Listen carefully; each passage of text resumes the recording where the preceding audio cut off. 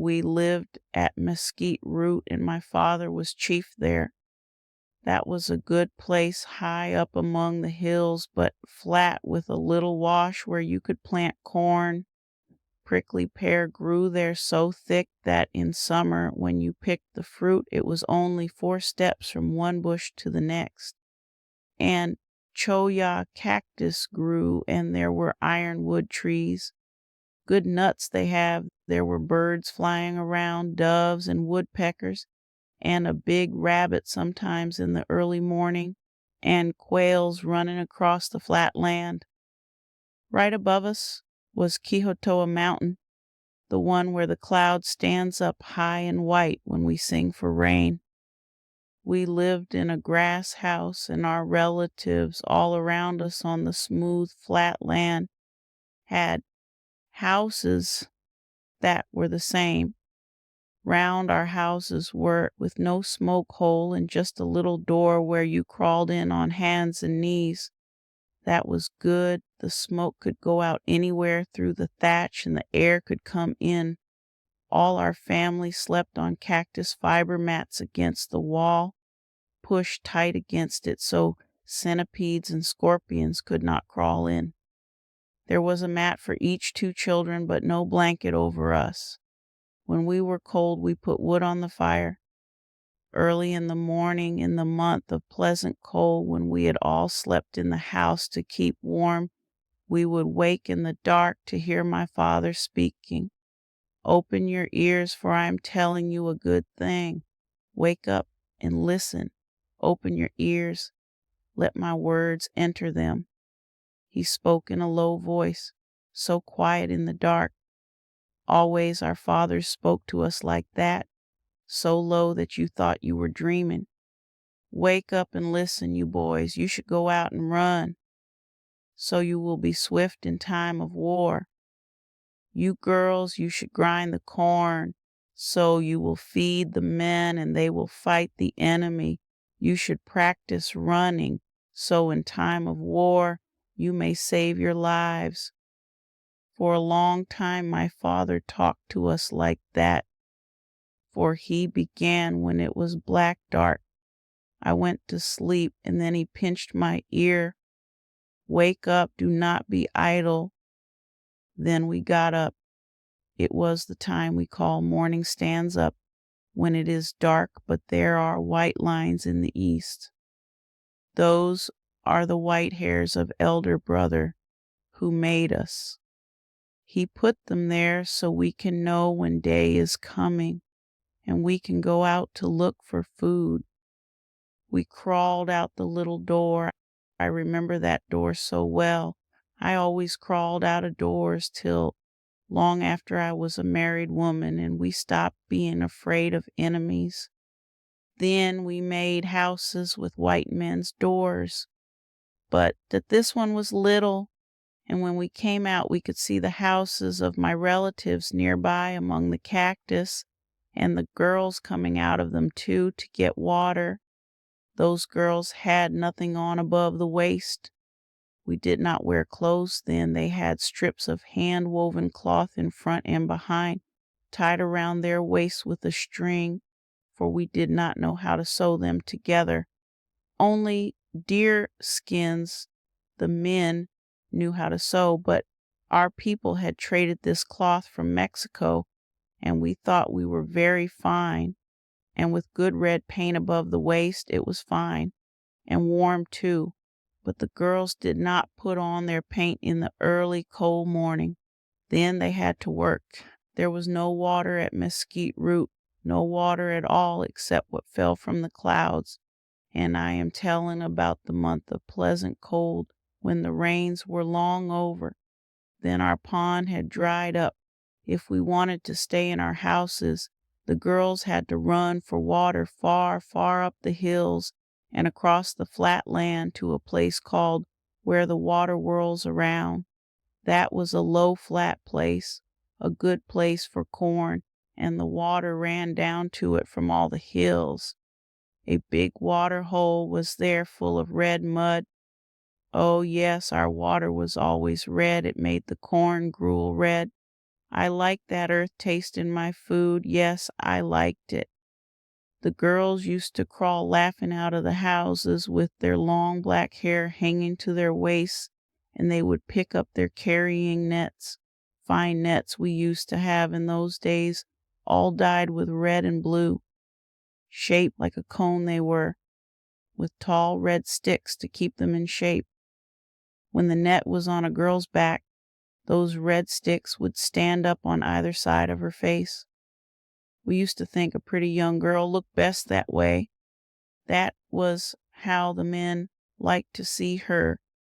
I was too little to have a net then, or even clothes. But I used to help my cousins put the jars in their nets and to put little sticks between them so they would not break.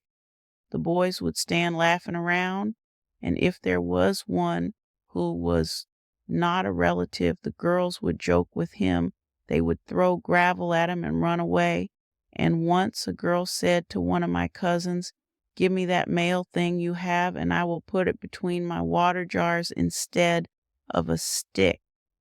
So we called that man between the jars. Yes, that is how we joked in the old days.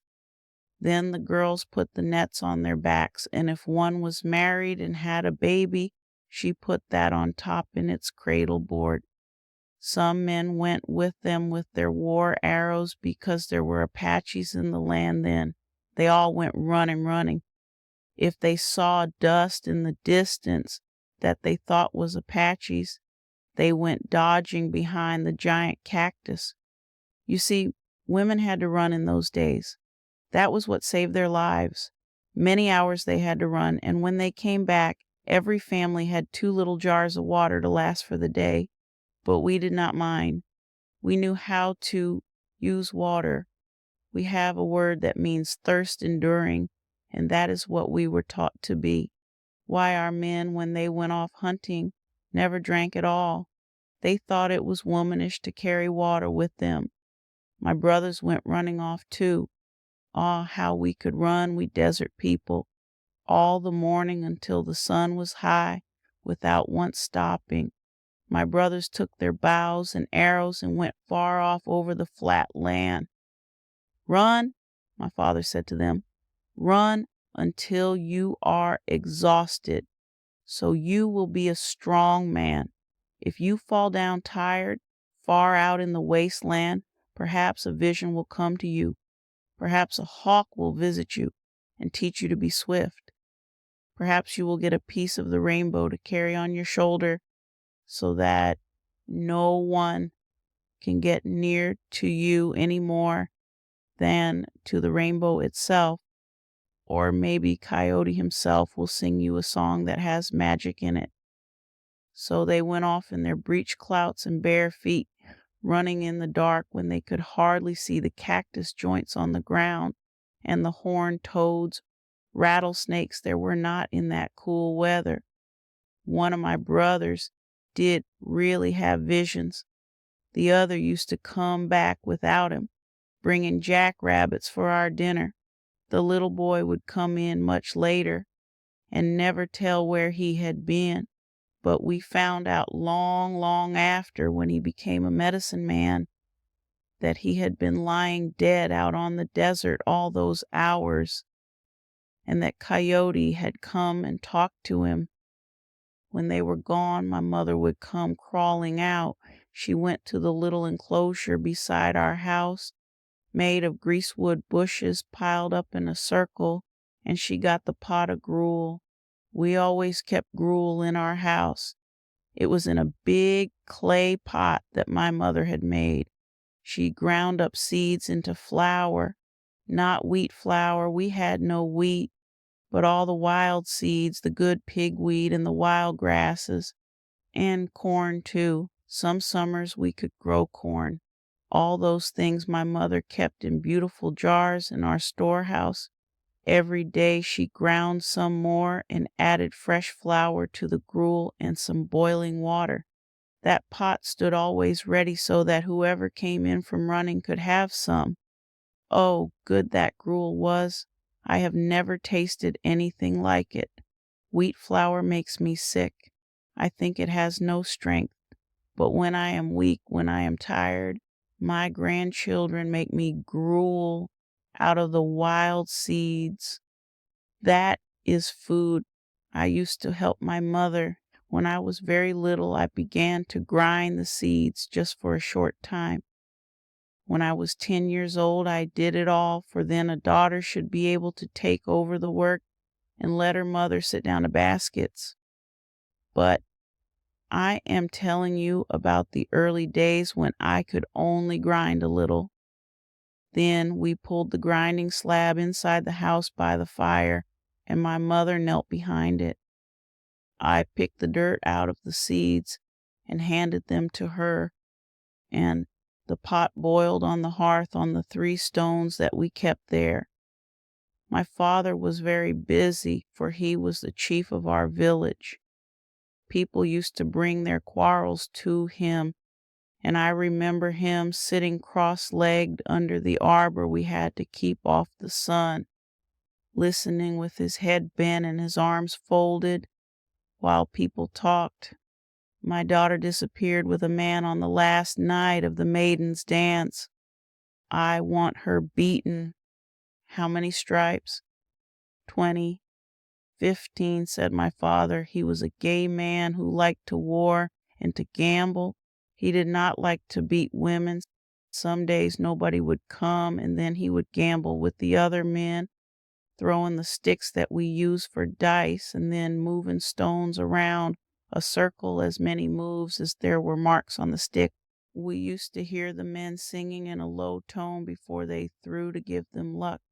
They smoked too, and I can smell their tobacco yet, the strong, wild tobacco that we do not have any more. It was tied in a long corn husk, so white, so nice, and when one man passed it to another, he said, "Friend." Then the other said, "Friend." When the sun was high, high, my brothers and my sister came home, and as each one came, my mother gave them food. She dipped the gruel out of the pot into a bowl, for my mother was a good potter. We all had bowls in our house. Only my father and my mother ate out of the same one, laughing together because they liked each other. When my mother dipped out our food, she said, "Do not eat it hot. You will have wrinkles." She set mine on the grinding slab to cool. "It will make you industrious," my mother said. My father said to the boys, "Do not eat it hot, no matter how hungry you are. Wait till it has scum on it, so you will be a runner and not a fat man." When we had finished, we did not wash the dishes. How could we with no water? We scooped food out with our knuckles. The boys used 2 knuckles because men have time to eat. We girls used 3 because women must hurry and work. When we were through, it was only my father who could wipe his fingers between his toes. That was because he was a warrior and had killed enemies. The rest of us wiped them on the ground and rubbed our hands together. I do not like water on my dishes even now. They feel so smooth. Then we made our toilet. We washed our faces in a little cold water, but we did not bathe. Rubbing yourself with earth does just as well. Then the older girls painted themselves with beautiful red paint, all in dots and splashes. I went out to play. I played with the boys and girls who were children of my uncles. Brothers and sisters, we called them. We had no clothes, any of us, but we were not cold. We went to a sunny place and made ourselves dolls of mesquite leaves tied with strings of corn husks for arms and legs and head. We had a little stone for the grinding slab and some sand for the corn. The boys had men dolls, and they would take them away and say, "We go hunting." "Well, go," said the wives. Then the boys would hunt all around the village and find a deer bone. "Here is a deer for you." Sometimes the boys went to get rats. They poked them out of the holes and hit them with sticks. Then we roasted them on sticks with the skins on. Good food that used to be. Sometimes we went to run races. We had a good racetrack in our village. Our men had cleared a road that ran across the flat land as far as you could see, and every day they swept it with greasewood branches to keep off the thorns. All our young men and girls practiced on that racetrack so they could run fast against the other villages. We children ran too. Every day I ran until I was 10 years old and had to be doing the housework. But we did not stay at Mesquite Root all the time. We were hungry people, we and my father's brothers and his cousins who lived around us. In those winter days, my father went to hunt deer, and sometimes we all went with him down over the Mexican border to pick the century plant and roast it, or to get stalks for our basketry or clay for our pots. All the year round we were watching where the wild things grew so we could pick them. Elder brother planted those things for us. He told us where they are and how to cook them. You would not know if it had not been given. You would not know you could eat cactus stems and shake the seeds out of the weeds. Elder brother did not tell the whites that. To them he gave peaches and grapes and wheat, but to us he gave the wild seeds and the cactus. Those are the good foods. There was a kind of cactus called cholla, and when its buds were green, we all went and stayed for many days picking them up in the hills. We pulled the tops of some palo verde trees together and piled greasewood bushes over them to make a shelter, and there we lived. My uncles made shelters too, and my mother and my uncles' wives all went together to pick the cactus. They broke off the new stems with tongs and rolled them around on the ground to get the thorns off, and then baked them all night in a big pit.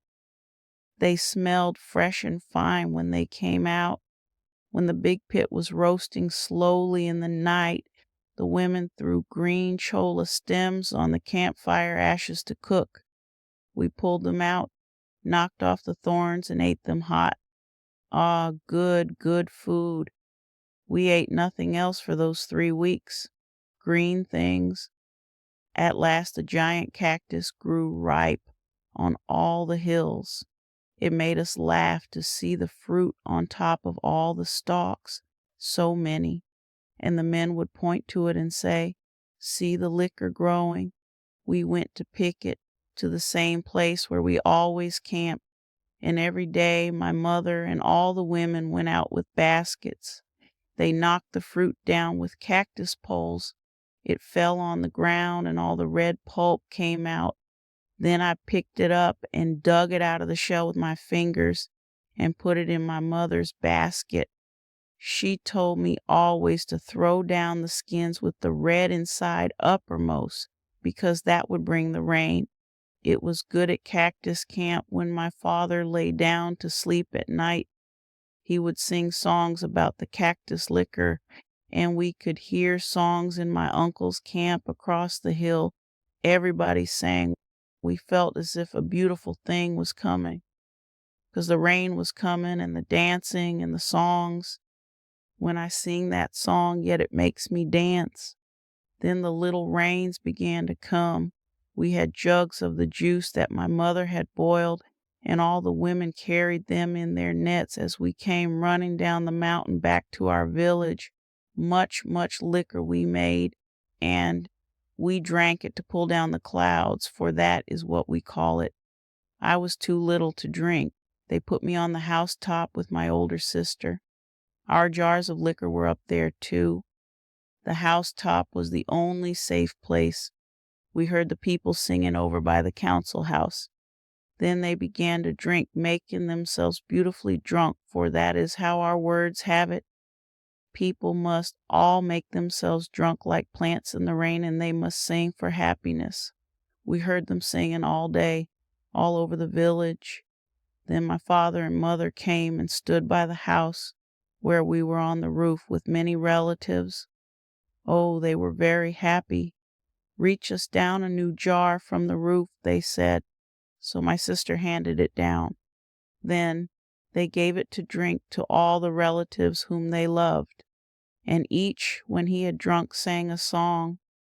The next day a relative came and said, "Your father and mother are out by the arroyo sleeping. Let a child go and stay with them until they wake." So my sister went. My brothers were drunk too, but we didn't know where. At last my father and mother awoke and came home very happy. For many days they sang